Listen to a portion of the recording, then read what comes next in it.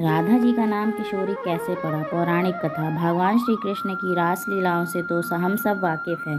श्री कृष्ण और राधा को प्रेम, त्याग व समर्पण का प्रतीक माना जाता है। धरती लोक पर मनुष्य रूप में जन्मे राधा कृष्ण ने अनेक लीलाएं रची।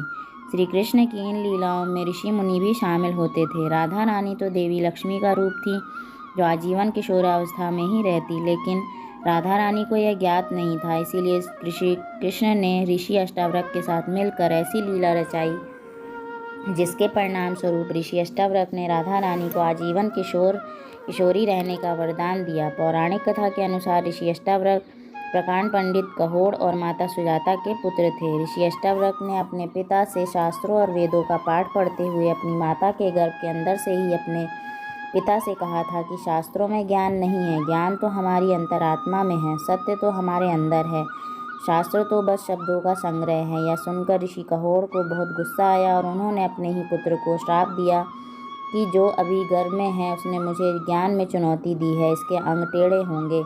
इसी कारण ऋषि अष्टावक्र 8 अंगों से टेढ़े थे।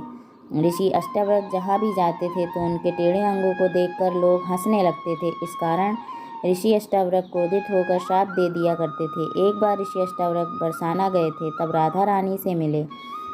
राधा रानी भी ऋषि अष्टावक्र को देखकर मुस्कुराने लगी। तब ऋषि अष्टावक्र ने क्रोध में राधा रानी को भी श्राप देना चाहा, लेकिन श्री कृष्ण ने ऋषि अष्टावक्र से अनुरोध किया कि एक बार राधा रानी से मुस्कुराने का कारण जाने। तब राधा रानी से ऋषि अष्टावक्र ने कहा कि वह उनके टेढ़े अंगों को देखकर नहीं हंसी। राधा जी ने कहा, आपके अंदर मुझे परमात्मा के दर्शन हो रहे हैं। परम ज्ञान और सत्य की अनुभूति के कारण आनंद से मैं हंस रही थी। ऋषि अष्टावक्र राधा जी की बात से बहुत प्रसन्न हुए और उन्होंने राधा जी को आजीवन किशोरी रहने का वरदान दिया। इसीलिए राधा रानी को किशोरी नाम से भी जाना जाता है। अगर आपको यह कथा पसंद आई हो तो लाइक करें, दोस्तों में शेयर करें और ऐसी ही कथाओं को सुनने के लिए हमारे चैनल को सब्सक्राइब करें। धन्यवाद।